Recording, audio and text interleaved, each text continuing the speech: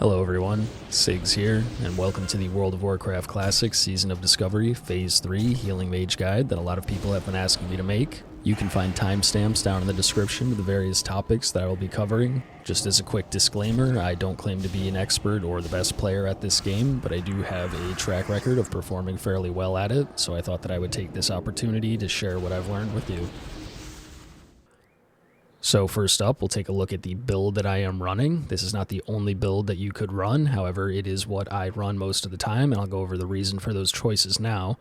So first of all is the Arcane Subtlety talent. This is a very important talent that you absolutely should be taking. It will reduce your target's resistance to your spells, which is incredibly important.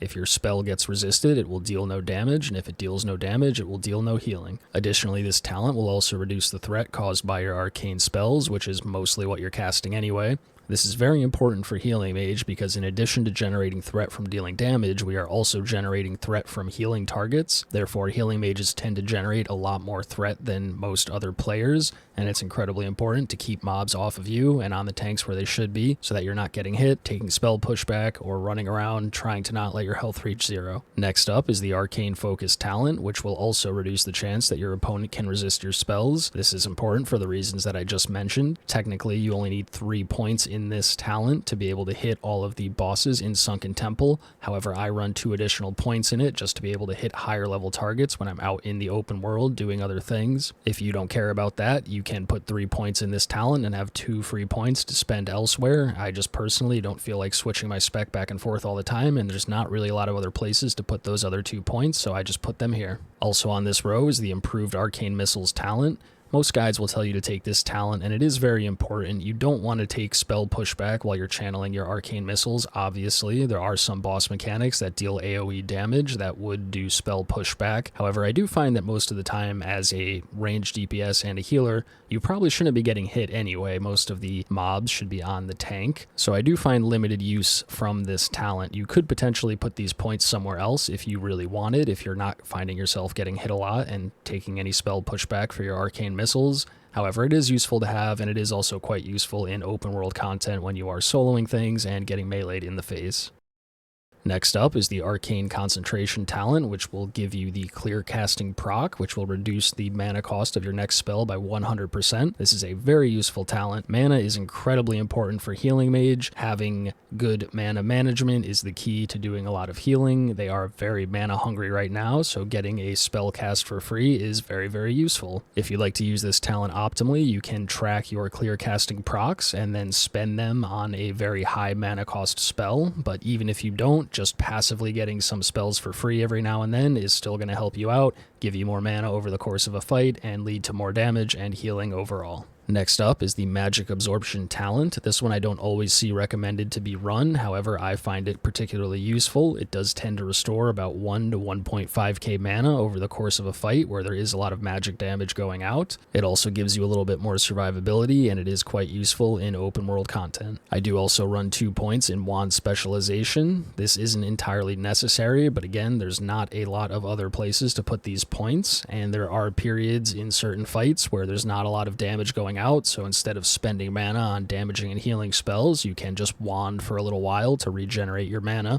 and this talent will increase your throughput while doing so by a little bit.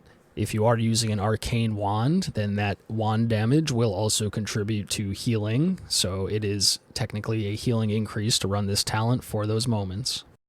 Another talent that I run that isn't always recommended is Improved Arcane Explosion, which will increase the critical strike chance of your Arcane Explosion spell. This can be useful in raid on fights with a lot of adds, such as the Shade of Aranicus. However, due to the fact that Arcane Explosion deals 80% reduced healing to your beacon targets, as well as the fact that it costs a considerable amount of mana, it is not an incredibly efficient spell to cast. However, I do find uses for it situationally, and it is particularly useful in open world content and if you're running dungeons. So again, instead of having to switch talents back and forth all the time, I prefer to just put the points here because there's really not a lot of other places to put them anyway. Next up is the Arcane Resilience talent. It's a fairly useful talent that will increase your armor, giving you much needed survivability as the squishy mage that you are. As stated previously, I believe that as a ranged DPS and as a healer, you should not be getting hit by melee attacks that often, but it is still useful to have. for overworld content in particular, and for moments where you would otherwise be one hit and this talent may just save your life. The main reason to take this talent, however, is to get access to the Arcane Mind talent, which will increase your maximum mana by 10%. As stated previously, the amount of mana that you have directly correlates to the amount of damage and thereby healing that you can deal. So by having more mana, you can cast more spells, meaning you can do more damage, meaning you can do more healing. This is one of our best talents, and you definitely want to make sure to have this one. Another crucial talent is Arcane Meditation, which will allow 15% of your mana regeneration to continue while casting. Very important to have all 3 points in this talent. This will add up to quite a bit of mana over the course of a fight, and mana is our primary resource, so we definitely want any talent that's going to give us more mana. Lastly, we have the capstone row of the Arcane Tree, all talents of which are quite useful to have. First of all, Presence of Mind. It is a 3-minute cooldown that will make your next mage spell with a casting time less than 10 seconds become instant cast. This is a pretty useful spell. You can try to use it strategically at specific points in the fight, or it's a nice oh shoot button. If you're potentially on the move and you can't stop to cast and you want to just use Presence of Mind and then do an instant cast Arcane Blast, throw out some extra healing on your beacon targets, it can be quite useful for that. It's also good in overworld content. I like to use it on Flame Strike a lot of the time as it is a long cast, but it does deal high AoE damage, and in general is just an all-around good talent. The other reason to take this talent is to get access to the next talent, Arcane Instability, which will increase your spell damage and critical strike chance by 3%. This is obviously incredibly important, as our healing is directly correlated to how much damage we deal. So by dealing 3% more spell damage, we are also dealing 3% more healing. Critical strikes are also incredibly important, as it is doubling your damage and or healing, so a 3% chance is quite a lot and helps out quite a bit. Another reason to take this talent is to gain access to Arcane Power, which is another very powerful cooldown. It is a 3-minute cooldown that when activated will cause your spells to deal 30% more damage, although they will cost 30% more mana.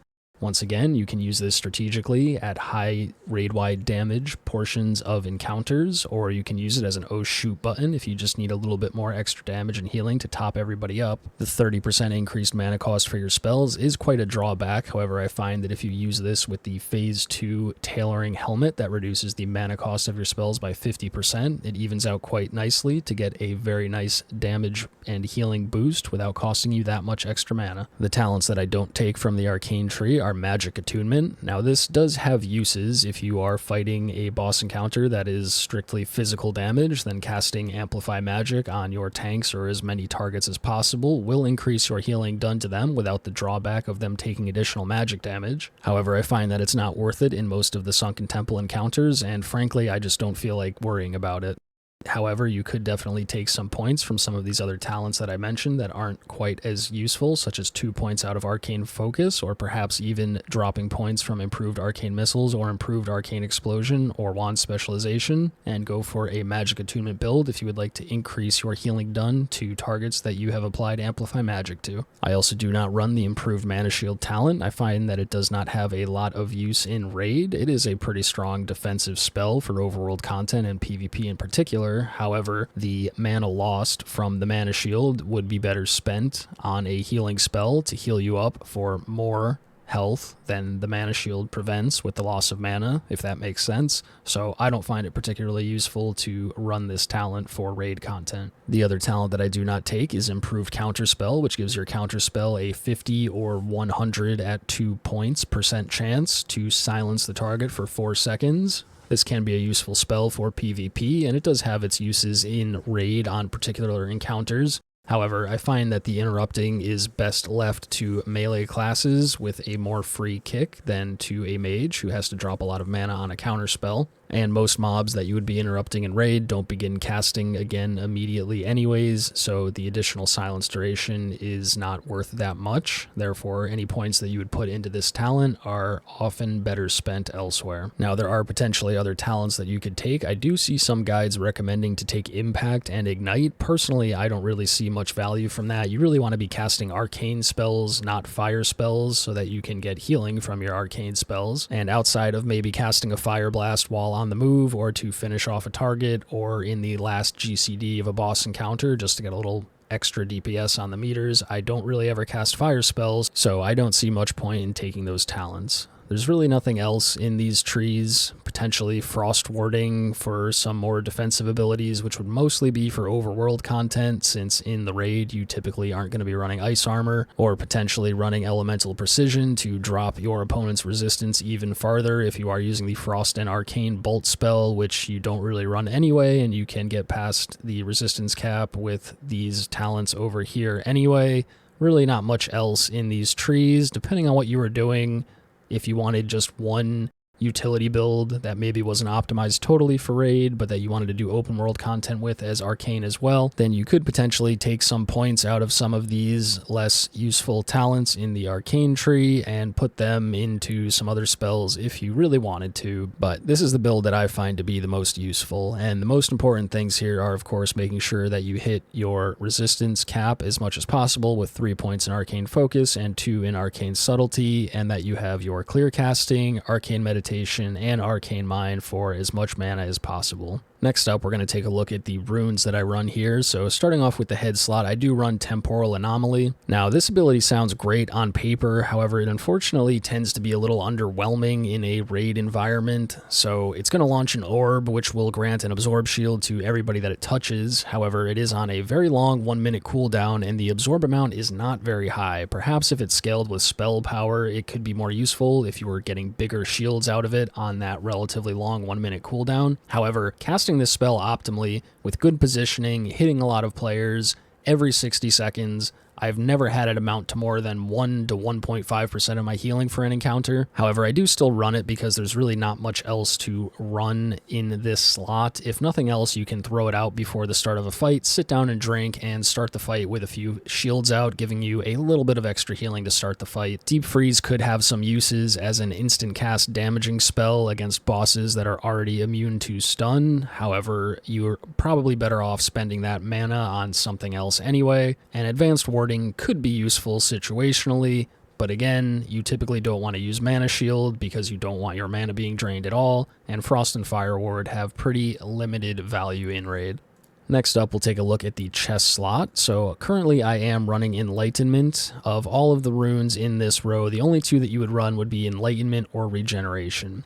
Now, Regeneration is very useful. It is a fairly strong single target heal, although the majority of your healing is going to come from dealing arcane damage, which is then going to heal your beacon targets, less so than the direct healing from Regeneration or Mass Regeneration. However, I do find it useful to have Regeneration to apply a 30-second beacon to the tanks or any targets that are going to be consistently taking damage, without having to refresh it as frequently with the 15-second duration of Mass Regeneration. That way you could single target beacon just the tanks and then use Mass Regeneration on different groups of players to have more beacons out at any given time. However, Regeneration is quite mana costly, and at this stage in the raid, mana is a huge concern for healing mages. Therefore, I choose to run Enlightenment. Enlightenment is quite useful because you will be doing extra damage, therefore extra healing at the start of a fight as well as after you evocate. You can also use this to deal extra damage for longer periods of time. Whenever your mana gets low enough to use your first mana gem, you can pop that, putting you back to 100% mana, hopefully without overcapping, keeping you in that window of 70 to 100% mana for an even longer period of time. And that 10% extra damage is going to translate to 10% more healing, which is quite nice. And then later on in the fight, when you are below 30% mana, you will get an additional 10% of your mana regeneration to continue while casting, which is also quite useful. So if you find yourself struggling with mana, I would say definitely run Enlightenment. If for some reason mana is no issue for you, then I do think you can get more healing out of Regeneration by beaconing just the tanks with it and then using Mass Regeneration on groups that the tanks are not in, depending on how your raid is set up. With more Sunken Temple gear, a larger mana pool, and quicker boss defeat times due to the DPS also being more geared, I may go back to Regeneration. However, currently I have been running Enlightenment for just about every encounter, and I find that I get a lot more value out of it. Now, as far as the wrist slot goes, there's a couple of options. You could run Displacement if you wanted the utility. I can't think of a lot of specific encounters where blinking somewhere and then going right back to the location is particularly useful. It does cost a lot of mana to blink, so even on fights where it might save you some time, it's probably not worth it for the mana cost. Therefore, our other two options are Balefire Bolt or Molten Armor.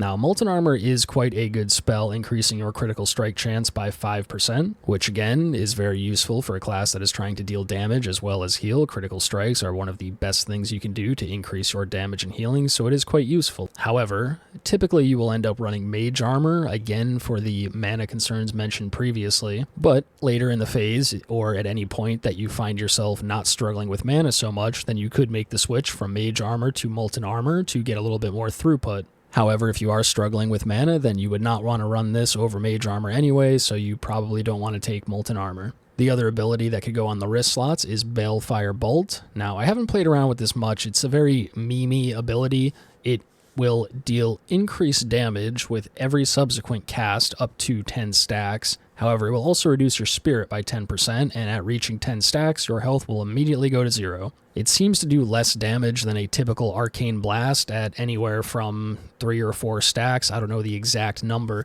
but you do need to get those stacks quite high before it starts doing that much more damage than Arcane Blast. And by that point, it's reduced your spirit by so much that you're going to go out of mana pretty quickly. Now, if you're getting really short encounter times, this could be worth using because you're not going to run out of mana before the fight is over anyway, or towards the ends of fights when you know that you're going to have enough mana to last. If you wanted to spend your last few spells on Balefire Bolts, you could potentially eke out more DPS and healing than you would casting Arcane Blast in its place. It is also buffed by Arcane Blast stacks, so there is potentially a rotation where you could build your Arcane Blast stacks up and then Balefire Bolt to get the increased damage to Balefire Bolt from the Arcane Blast stacks. However, doing so is going to leave you with a higher level of spirit reduction for a longer period of time. And personally, I've just found it to be too mana intensive to really play around with. However, again, as the phase progresses, you could potentially utilize this spell to do increased damage and healing, as long as you're very careful about managing your mana with the reduced spirit drawback. Now, as far as the hand slot goes, it is no question you will take Arcane Blast 100% of the time. This is our core healing spell. It is going to deal a pretty good amount of damage for not a lot of mana at low stacks. And you can also build these stacks up, which will increase the mana cost by quite a bit. However, it will also empower the next arcane spell that you cast to deal even more damage. This is the core of the Healing Mage rotation, building Arcane Blast stacks and then spending them on Missile Barrage procs, or Arcane Missiles, or perhaps in AoE situations, an Arcane Explosion. Although again, that will lead to reduced healing. But whatever you do, take Arcane Blast. That is the core of our rotation. Similarly, on the waist slot, there is really no other option other than Missile Barrage. Missile Barrage has a 40% chance to proc from your Arcane Blast, which is the main spell that you'll be casting, and it will reduce the mana cost of your next Arcane Missiles by 100%, as well as reduce the cast time by 50%. This leads to some incredibly high free damage, especially when buffed with Arcane Blast stacks, and you'll essentially want to spend this proc whenever you get it, so that you're not overcapping, getting extra procs and not spending them. It's a great way to keep your mana efficiency up by casting this free spell, which also does a good amount of damage, therefore a good amount of healing every time it procs. As far as the leg slot goes, I run Mass Regeneration. People were running Living Flame a lot more. The spell has been changed a lot. It's now a 30-second cooldown that doesn't last as long. If you're not standing almost in melee, you lose almost half of the damage that it would deal due to the travel time of the spell from you to the target. And I just don't think it's really worth it, especially with these larger group sizes of 20 players. You will be casting Mass Regeneration more often. It is one of the primary ways to get beacons on your targets, as well as with running Enlightenment on the chest. You don't have access to the regular single target regeneration, so you're really going to need Mass Regeneration to be applying beacons to as many targets as possible, as that is where most of your healing is going to come from. So while Living Flame may still have niche uses if you're going for a DPS parse per se, or if your only job is to heal a couple of targets such as the tanks and you want to use single regeneration, then you can run Living Flame for some extra damage and healing. But really it seems that Mass Regeneration is the best pick in the leg slot currently. It's going to deal quite a bit of healing with the direct channel on players, as well as applying 5 beacons per cast. With this spell you can easily maintain 10 beacons while weaving in Arcane Blast and Missile Barrage procs to heal those 10 targets for quite a lot of health. So Mass Regeneration in the leg slot, that's what you want to take. As far as the feet slot goes, there is some debate about what to take. I personally take Spell Power, which is going to increase the critical strike damage bonus of all spells by 50%.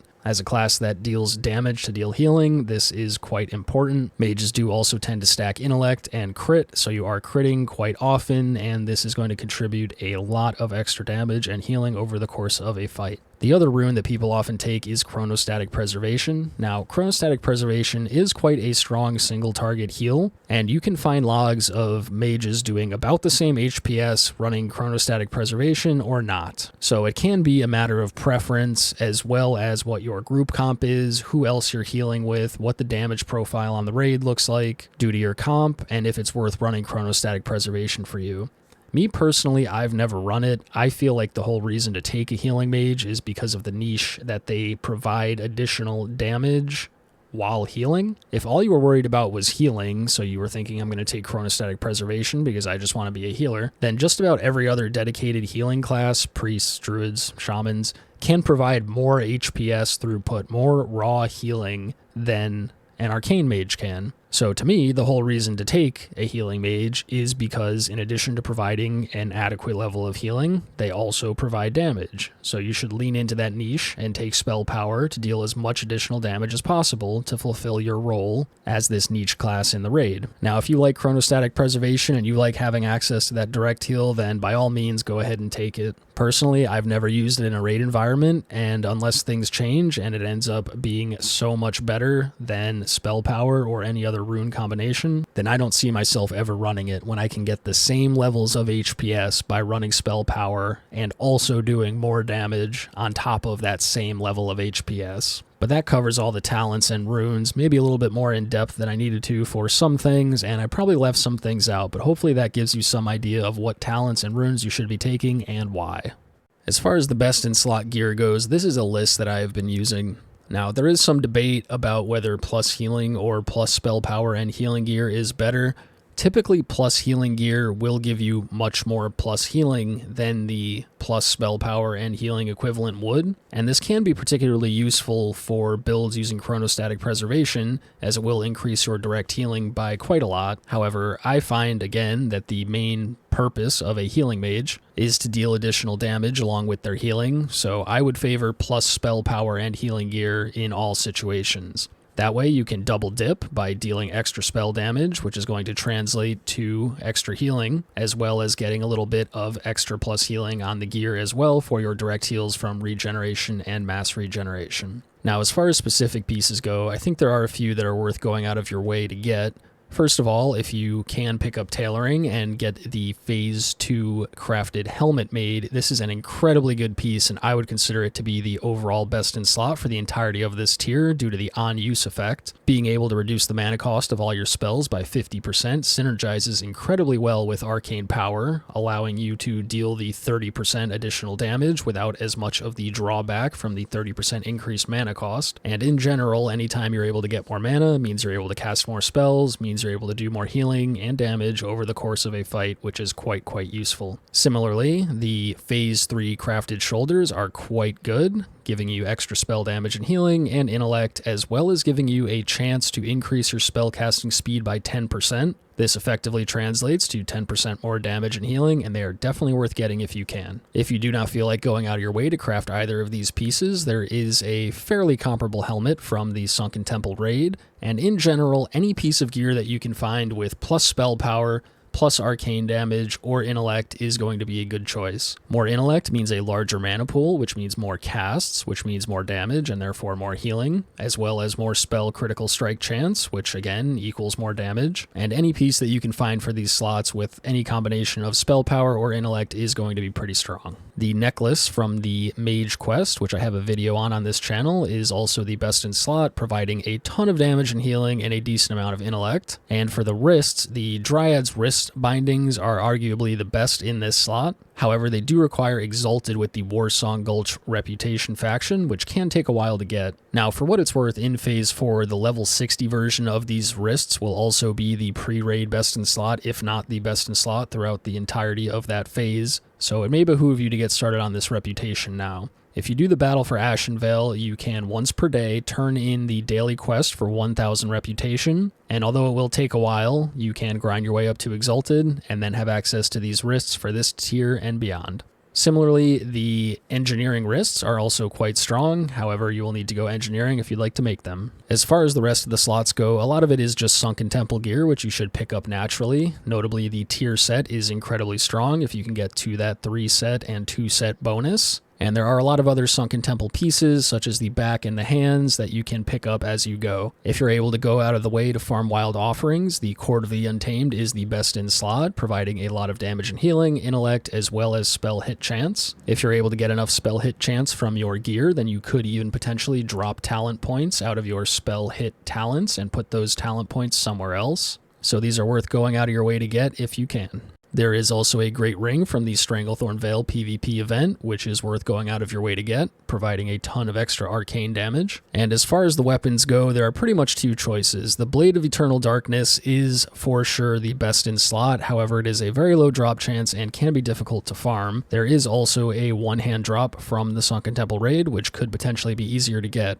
Both of these blades provide the same amount of increased damage and healing. However, the Blade of Eternal Darkness does not have as much intellect, which means you are losing a larger mana pool as well as some spell critical strike chance. However, you are gaining a chance to deal an extra 100 shadow damage, which is nice just for increasing your overall damage and speeding up encounters, as well as restoring 100 mana. Now, this is what makes this by far the best in slot. Being able to restore a good amount of mana from this weapon over the course of a fight means you can cast more spells, be a little bit more inefficient when it comes to building arcane blast stacks to deal higher levels of damage and healing without running out of mana. And I think that the extra mana far outweighs the benefit of the 11 intellect in this case. So if possible, to farm this blade from the princess, the final boss of the Marudon dungeon, it is definitely worth doing, but it can be a chore to get. So if you don't feel up for it, then the one-handed dagger that drops in raid is very good as well and can be used in conjunction with the offhand that drops in raid. Similarly, there is a wand from the raid, which is quite good, and if you need a placeholder until you're able to get that, then the Phase 2 Mage Wand, which you can get from the Mage Quest, which I have a video of on this channel as well, is also quite good, providing arcane damage and intellect. And in general, any piece of gear that has plus arcane damage can be very strong, which you can purchase on the auction house or potentially farm for yourself. And anything that has plus intellect or plus spell power or plus arcane damage or any combination of those will in general be a very good placeholder piece until you're able to get some of these best in slot pieces. As far as enchants go, you can see them here. Stats to the chest, intellect to bracers, speed on the boots, because why not? And then for the more expensive ones, the Atalai Signet of Mojo, which is quite powerful, can be purchased in Stranglethorn Vale for 1 Nightmarish Flask of Mojo, which can be made from alchemists. And the Lesser Arcanum of Veracity, which gives you 8 intellect and you can put on your legs and your head for a total of 16 extra intellect, is quite powerful. Having an extra 16 intellect, that's almost as much if not more intellect than you get from a lot of pieces of gear. However, these Arcanums of Veracity are quite expensive because they are quite a low drop rate and quite hard to find. So if you can afford them, then great, and if not, you should be okay without them. So just to summarize, this is a great list to follow. But at the end of the day, anything with plus spell power and healing, I think is going to be better than anything with just plus healing. And anything with intellect, spell power, or arcane damage is going to be a very good piece for you to wear to deal high damage and healing in raid. Now, as far as consumables go, it is pretty straightforward. You have your Lesser Wizard Oil, which can be applied to your weapon. It lasts for 30 minutes, and it does persist through death, increasing your spell damage by 16. They're generally fairly cheap. They have 5 charges, so that is definitely worth getting. You can also get your hands on some greater or regular arcane elixirs, increasing your spell damage. Again, very useful. More spell damage equals more healing, so these are very good to get. Certainly the greater arcane elixirs are quite expensive right now, so you could just use the arcane elixirs if you wanted. These do not persist through death, so it can get quite expensive using them if you are progressing on a boss, but if you're very quickly able to clear everything, then you can get a lot of use out of these in 30 minutes. There is also the Nightfin Soup, which is fairly cheap, giving you an extra 8 mana every 5 seconds. It's not a ton of mana, but it does add up over the course of a fight to maybe being able to cast a few extra spells, which sometimes could be the difference between defeating or not defeating a boss, so I'd recommend using this if possible. You do also have mana potions available to be used. The major mana potions are the best, restoring an absolute ton of mana. However, they are very expensive, and depending on the length of your fights, this may not even be necessary, so you could potentially get away with using superior or even just greater mana potions, which are much, much cheaper. We do have access to our mage gems, which we should be using by creating all 3 before a fight, and depending on how long the fight is, you very well may use all 3. However, they have a separate cooldown from these mana potions, so you could potentially double dip, use your mana gem, use a mana potion, and regenerate a lot of extra mana over the course of a fight. I tend to only use my mana gems first, and then use a mana potion only if I need it towards the end of a fight, unless I know that a fight is going to be very, very long and that I'm absolutely going to need the extra mana and that I want to get more than one use of the mana potion, in which case I will use it early to put it on cooldown for 3 minutes and then be able to get a second or potentially even a third use every 3 minutes after it cools down. Beyond that, there is also the Atalai Mojo of Forbidden Magic, which you can purchase after obtaining the Flask of Atalai Mojo from the raid. This is quite a powerful consumable, increasing your spell power by 40 and potentially dealing extra shadow damage to the target at a 25% proc chance with a 40-second internal cooldown. This can really take your damage to another level if you are able to afford these by collecting the flasks from raid or purchasing them on the auction house. There are also several world buffs that would be worth getting, the first of which being the Fervor of the Temple Explorer, which is the Sunken Temple Raid world buff. By simply being in Booty Bay or Yojamba Isle, when somebody turns in the final boss quest item, you will receive this buff, and you can store it in a Chronoboon Displacer to pop it at your convenience in raid. There is also the Dark Moon Fair buff. For Healing Mage, I would recommend getting the Sage's Dark Fortune of Damage for the 10% extra damage. Again, 10% extra damage will translate to roughly 10% extra healing. If you'd like to get this buff, after speaking to the fortune teller, simply select the first option in the list twice, and after selecting these options, you should receive the 10% damage buff. There is also the Songflower Serenade buff, which you can get from clicking on a Songflower in the Fellwood zone. This can also be stored in your Chronoboon Displacer to be popped at the raid when you would like. These buffs are not necessary, however, having all of them can contribute to a lot of extra damage and healing. However, they do not persist through death, so definitely use them at a time when you think you're going to be able to live through the encounter. Now, as far as the actual rotation goes, you will want to maintain rank 4 of Arcane Intellect at all times, along with either rank 2 of Mage Armor or Molten Armor, situationally, as I described in the rune section. From there, you'll want to apply Temporal Beacons to any targets that are going to be taking damage, either through using Mass Regeneration or Regeneration. And then you will be casting Arcane Blast to deal direct arcane damage, 80% of which will be converted into healing on any target that has your beacon buff active. Spamming Arcane Blast is your highest source of direct single target damage. However, the mana cost of each subsequent cast is increased by 175%, so you will run out of mana very quickly if this is all that you do. Thankfully, Arcane Blast will also give you a stacking buff that will increase the damage or healing of your next arcane spell cast by 15% per stack. So you can then cast other empowered arcane spells to deal more damage and healing, as well as clearing your stacks to keep the mana cost of Arcane Blast low. Unlike DPS, healing is not an exact science. It is incredibly subjective and dependent upon many variables, such as how much damage is currently going out on the raid, how much mana you have left available, how much time is left on the fight, and many other factors. For that reason, there is no exact correct stacks to clear at.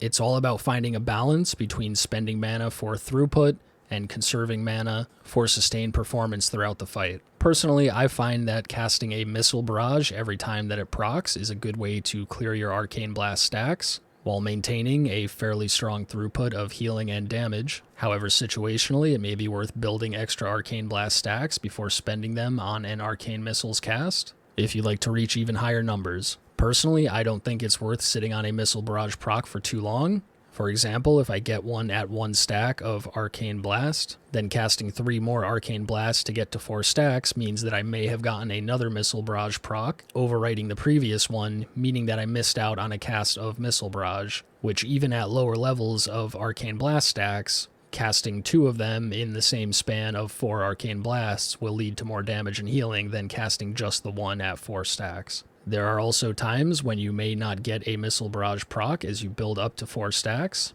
and at that point there can be something said for clearing your stacks with a rank 1 arcane missiles, although typically you will end up clearing your stacks through the process of applying mass regeneration anyway. Mass regeneration has a 6-second cooldown, and you will likely want to cast it every single time it is up off cooldown. When you cast mass regeneration, it will provide 3 ticks of healing every second for the duration of the channel. However, it will apply the temporal beacon on the first tick, and will not consume your arcane blast stacks until the 3rd tick or when you cancel the cast. What this means is that if you have a Missile Barrage proc, you can mass regeneration for 2 ticks, and then before the 3rd tick comes in, you can cast your Missile Barrage. This will provide the extra healing from Arcane Blast to the first 2 ticks of mass regeneration, as well as clip the extra arcane damage from the Arcane Blast stacks to that cast of Missile Barrage. Additionally, you do much more healing from the arcane damage that you deal than from the direct healing from mass regeneration. Therefore, if you're going for maximum throughput, you can cancel your cast at the first tick as soon as the beacons are applied, and then immediately begin casting a damage spell to get even more throughput. However, if you're trying to conserve mana, then it is worth letting the cast finish for all 3 ticks, as you've already spent the same amount of mana for mass regeneration, whether it ticks for once, twice, or 3 times.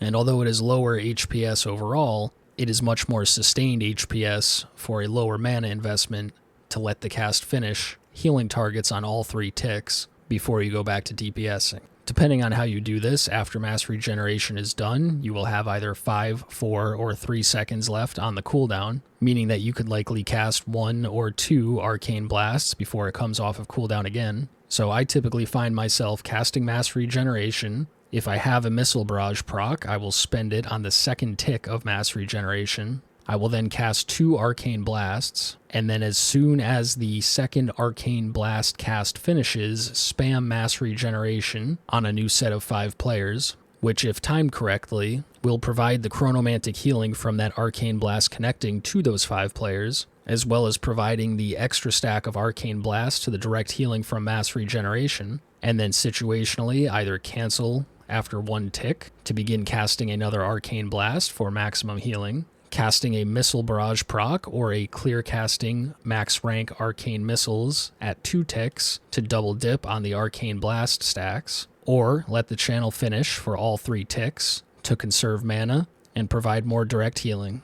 After that, the rotation repeats with 2 arcane blasts going into another mass regeneration on a different set of 5 players, repeating for either 1, 2, or 3 ticks, casting 2 arcane blasts, and then mass regenning the original 5 players. By following this rotation, you can maintain Temporal Beacon on up to 10 targets, while dealing a steady amount of arcane damage to provide healing to all of them. As needed, every time mass regeneration comes up, you can apply it to a different set of 5 players, depending on who is taking damage at that time, and move your 10 beacons around the raid, while simultaneously healing 10 players over and over throughout the course of the fight. Now, obviously, this rotation may need to change depending on what's going on in the fight at any given moment, but it is a nice steady little rhythm that you can fall into to provide consistent HPS and DPS. Another consideration for us is going to be when to use our major cooldowns, which are Arcane Power and Presence of Mind, as well as our Mana Gems. I would highly encourage you to craft all 3 available Mana Gems before every fight. This includes the Mana Agate, Mana Jade, and Mana Citrine. I find that when best to use these cooldowns is heavily determined by the length of the fight. If the fight is longer than 3 minutes, I would encourage you to use these immediately on the pull so that you can get a second usage of them towards the end of the fight.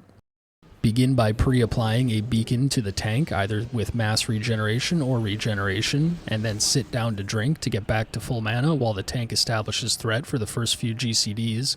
Most tanks get hit quite hard right at the start of a fight, as they are spending their GCDs to establish threat and don't always have all of their defensive abilities up. You can then pop up, immediately cast Arcane Power and Presence of Mind to throw out an instant cast Arcane Blast, immediately healing the tank in order to get some HPS on the meters right away and keep the tank safe while he establishes threat. From there, you can continue the rotation of casting Arcane Blasts and reapplying beacons as necessary. I would also highly encourage you to use the Phase 2 Tailoring Helmet here if you have it to reduce the mana cost of your spells by 50%, counteracting the 30% increase from using Arcane Power. If the fight is shorter than 3 minutes in duration, you are only going to get one use of these spells anyway, so I would encourage you to save them for a time during the fight when there is a heavy amount of raid-wide damage going out in order to maximize the increase in HPS provided. Depending on the fight, even if it is longer than 3 minutes, you may also want to hold these cooldowns for specific times during the fight when there is heavy raid-wide damage going out if your group is having a hard time healing through it. But by using them early, you can often get a second usage out of them, increasing your overall HPS and DPS by quite a bit. If you do use them on the pull, even with the Phase 2 helmet reducing the mana cost, this will be quite mana intensive, so I would encourage you to immediately pop your first mana gem as soon as you drop below the threshold of it overcapping your mana at 100%, both to get the gem on cooldown as soon as possible so that you can get another use into the fight as soon as the 3 minutes are up, as well as lifting your mana threshold above the 70% mark so that you can also get the 10% additional damage from the Enlightenment chest rune. This will lead to a very strong start to all fights, providing extra early healing onto the tanks to get HPS on the meters, and a lot of extra bonus damage to increase your DPS over the course of the fight. Once your mana drops below the threshold of being able to use a mana potion without overcapping on mana, I would also encourage you to pop a mana potion as early as possible for the same reason that once it's on cooldown, you can get a second usage of it after 3 minutes that you might not have otherwise gotten had you waited too long to use it. This will lead to the maximum amount of mana over the course of a fight, which means you can cast more spells, be more reckless with your mana, and essentially trade in the high mana cost of some of the higher damaging spells for more healing. The same holds true for Evocate. If the fight is going to be longer than 8 minutes for some reason, then you may want to just cast it early because you know you'll get an extra use towards the end of the fight. However, most fights aren't longer than 8.5, 9, up to 10 minutes to where this would make sense, so realistically you're only going to get one use of Evocate in the fight. Because of this, it doesn't matter as much when you use it, so long as that you use it at a time when you are able to fully benefit from the full channel to get all of the mana back that you possibly can. The amount of mana that Evocate restores is dependent upon your spirit, so if you have a weapon that has a lot of spirit on it, you can make a macro to immediately switch to that weapon when you cast Evocate to potentially restore your full bar of mana in fewer ticks. Being able to restore all of your mana in 6 seconds instead of 8 means that you'll be able to get an extra cast in that you otherwise wouldn't, which will also lead to higher HPS and DPS. Either way, make sure that you pick a good time to use Evocate so that you're able to fully channel it without being interrupted. The typical rule of thumb for healers is to keep your mana percentage at about the boss's health percentage. This way, you know that you won't run out of mana before the fight is over, and you also know that you won't end the fight with extra mana in the tank that could have otherwise been spent casting healing or DPS spells. This can be a little tricky with Mage because of all the extra mana regeneration that we get from mana potions, mana gems, and Evocate, but as a rule of thumb, if you run out of your first bar of mana when the boss is right around 50% health, then you can Evocate for a full bar of mana and know that that bar of mana should last you about the remainder of the fight. Again, this is just a rule of thumb and not a hard and fast rule, as there are various phases in the fight where you will want to spend extra mana to heal more to get through the heavy healing requirement, and other parts of the fight where there is not as much mana required to be spent on healing to keep everyone alive, and you can take it easy and actually let your mana recover a bit. To that end, for mana management, one thing that mages can do is if there is not a lot of damage going out and you have some time, you can just stand there and wand. After 5 seconds without casting, your full mana regeneration from Spirit will kick in, and every 2 seconds after that, you will get your MP5 from Spirit tick directly to your mana pool. This means that you will want to find at least a 7-second window where there is not a lot of healing to be done, and then you can stand there wanding, restoring mana at 7, 9, 11, and so on seconds. If you have a wand that deals arcane damage, that wand damage will also count as healing to all of your beacon targets. I find it best to throw out a mass regeneration, which will last for 15 seconds, and then go into wanding, until that beacon expires, doing not a lot of healing to the beacon targets, but doing some healing and allowing your mana to regenerate so that you can cast more arcane blasts and other mana-intensive spells to meet the required healing for the rest of the fight. There's obviously a lot more that could be said, as there is a lot of nuance to healing, seeing as it is not a set rotation as it is to DPS most of the time. I will be making some narrated boss guides in the future where I'll get more into the specifics of certain situations, but hopefully I've covered enough here to get you started. You should understand a fundamental rotation for mass AoE healing, as well as a good way to start off most fights, how to manage your cooldowns and your mana, and hopefully achieve some pretty good numbers. The last thing that we're going to look at here are some add-ons and Weakauras and other things to improve your experience in Raid. I will post links to where you can get these add-ons in the description, so check that out if you'd like to download them, or you can likely find them wherever it is that you already get your add-ons. The first add-on that I would highly recommend getting is called DBM, which stands for Deadly Boss Mods. What this add-on will do is add timers for various boss mechanics to your UI. It is quite customizable, and you can adjust the position and size of the bars anywhere that you would like to suit your UI. Personally, I like to have mechanics that aren't going to happen for a while up here, kind of out of the way in the top right, and then as the mechanics are about to happen, they move down here near where the raid frames are that I'm already looking at so that I know that they're coming. This is incredibly useful, especially for mage healers, so that you can know when big raid-wide damage abilities are coming out, so that you can pre-ramp your beacons and make sure that you have healing ready to go before the damage starts happening. Jamelan and Ogam is a great example of this, as the Mass Penance does a lot of damage, and if you don't already have beacons out when the damage starts happening, then you will find yourself falling behind in healing. By watching these timers and knowing when the ability is about to come out, you can get your beacons out ahead of time, so that when the big damage starts happening, you can focus on just doing pure DPS, which will translate into raw healing, so that your raid can survive this mechanic easier. The next add-on that I would recommend getting is called the 5-second rule. What it will do is place this additional little bar under your nameplate that will show you how long until the 5-second rule kicks in, which, as discussed in our mana management section, is the 5-second window before your mana starts regenerating at a rate of every 2 seconds. While this may not be entirely necessary to track, I do find it useful to know just how much mana I am regenerating. For instance, if there's only 0.5 seconds until I get an additional tick of mana, then it may be worth holding off starting my next spell cast until that tick happens, and then immediately begin casting as soon as I get that tick of mana.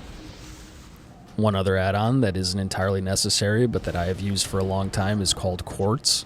That is my cast bar down here. It is a little bit nicer appearance-wise, and it is also highly customizable as far as its position, size, and appearance. One tangible benefit of this add-on is that it does have an MS counter displayed at the end of your casts or at the start of the bar if you are channeling. This will add a small red section of the bar, the size of which is increased based on your MS, and it will tell you when your cast is actually registered by the game versus when it will be displayed on your screen due to your personal latency. This can help you to clip casts a little bit more efficiently, and if you are playing from somewhere far away or with a subpar internet connection, then this can actually help quite a lot to make sure that you are landing all of your casts on time without additional downtime in between casts.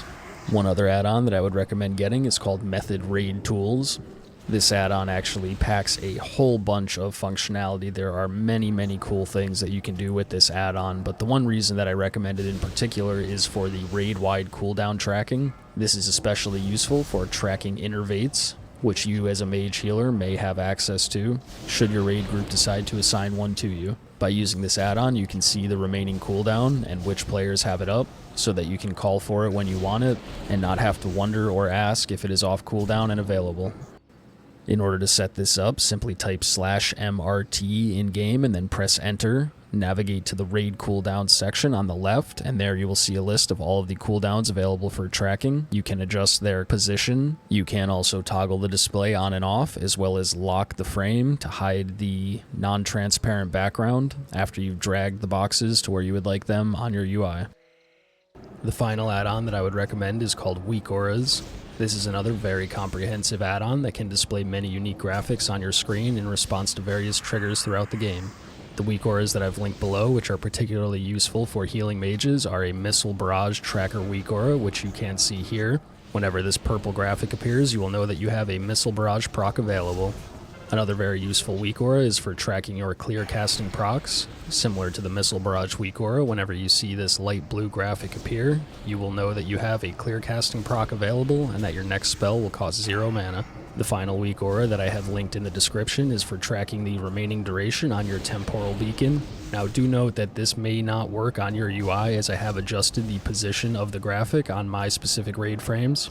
However, as with all Weakoras, you can always go into the settings and toggle the size, position, and unique display elements of the Weakora so that it suits your UI better. In order to install a specific Weakora, you will first need to download the add-on, at which point you can type /WA and press enter in-game, which will open up the Weakora's interface. After that, you will want to click on this import button near the top of the interface, which should open up this text box. From there, you will want to navigate to the specific Weakora page on the wago.io website, either by following a link or using the search bar to search for a specific Weakora. Once you are here, you will want to click on this copy import string button and ensure that it says import string copied at the top of the web page. After that, return to your game window, click inside the text box, and simply press Ctrl-V to preview the Weakora. If it looks like the one that you want, click Import down here on the bottom right, and the Weakora will show up in your list of Weakoras. The Weakora should work right out of the box, but if you have any issues, there are many settings here that you can fiddle with to further customize it to your liking. The last thing that I will be covering in this video are my raid frames and how I heal with them. I do get asked quite often which healing add-on I am using, and I do not actually use one. There are many healing add-ons out there for your raid frames or casting healing spells that you may prefer to use, such as Healbot or LVI. However, I have personally never used any of them and am quite comfortable with the default frames. I do, however, have it set up a specific way which conveys information clearly and accurately, and I believe leads to a slight performance increase.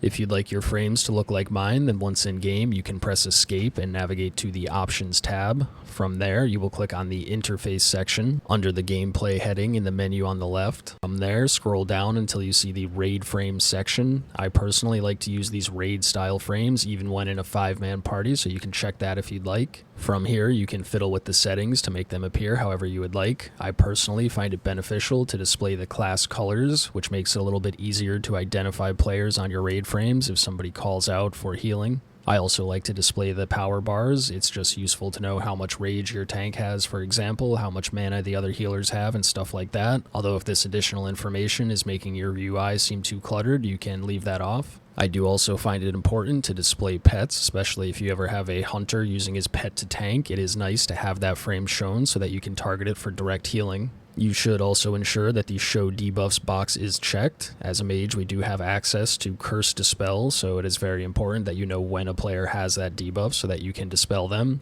It is up to you if you would like to display only buffs that you can dispel. I personally like displaying all debuffs, as it is useful information to have available as a healer if a player has a damage over time debuff on them and will require additional healing.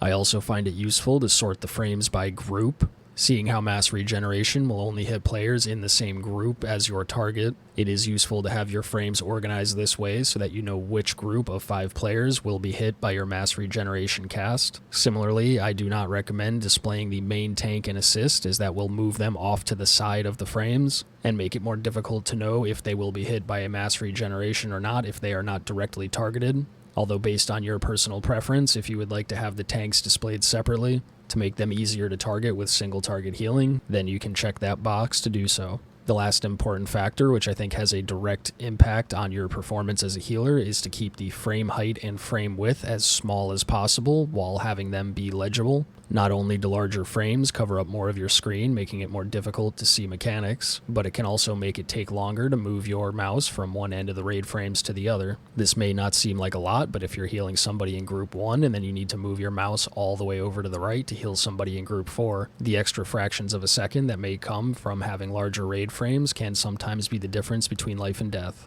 Unfortunately, I don't have a clip of me actually doing this, but if you click on this little arrow on the top left of your screen, a pop-out menu will appear with a lock and unlock button. Once you click to unlock the raid frames, little tabs will appear which will allow you to drag the cluster of frames to where you would like it on your screen, as well as adjust the overall size of the grid so that you can control the number of rows and columns. Personally, I think it may be best to have 4 columns, each with 5 rows, so so that every group is displayed in a straight line, making it easier to know which ones to target for your temporal beacon application from mass regeneration. Personally, that felt a little tall for me, so I do have 5 columns of 4 rows each, and I've gotten used to this enough so that I know whichever player I'm targeting, which group and which other players will be healed.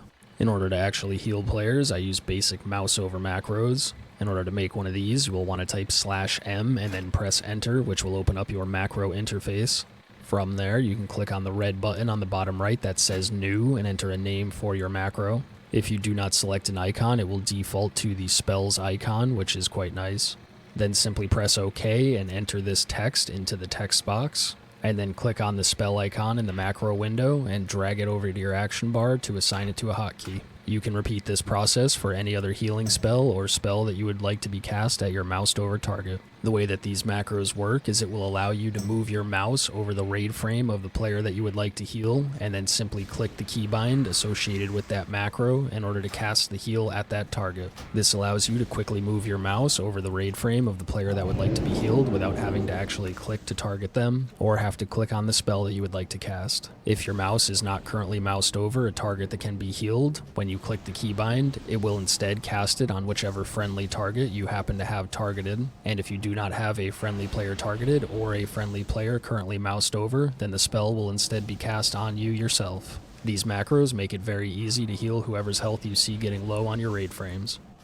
But that's going to do it for this video. Hopefully you found at least some useful information in it and that it helps you to increase your performance in Phase 3 and beyond. This is my first time making a longer form guide video like this, and I don't think I did the best job at it. I probably spent a long time talking about things that didn't matter, and I probably skipped over a lot of things that people were curious about. That being said, people were asking me to share my thoughts on this kind of stuff, so I figured I would just spit out as much information as I could and let people sort through it to find what may be more pertinent to them. Also, not that anybody's even still listening at this point, but I do apologize if I sound incredibly low energy. Pretty much the only time that I have to work on videos like this are after long days at work, and I'm quite monotonous even when I'm at my most energetic. So trying to make this while being incredibly tired probably doesn't make for the most exciting video, but hopefully the information is at least useful, even if the presentation of it isn't the best. And definitely feel free to let me know down in the comments if you have any questions. But that's more than enough out of me.